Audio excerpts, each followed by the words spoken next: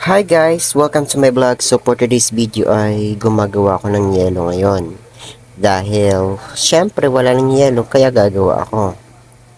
Dahil yung mga tilapia girl dito sa aming loob ng apartment malalakas sa yelo. Kaya everyday talaga routine ko na ang paggagawa ng yelo na yan.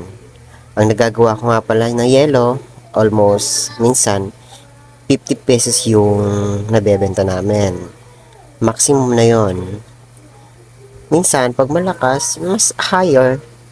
At syempre, tuloy-tuloy lang sa paggawa niyan. Minsan, sa isang araw, nakakagawa ako ng 3 galon or dalawa, isa. Basta na araw-araw, yun na yung routine ko. Gagawa ako ng yelo.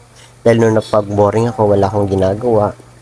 Tapos, pag di ako nanonood ng Netflix. At eto na nga pala guys, nakadami na ako. Almost nakadalawang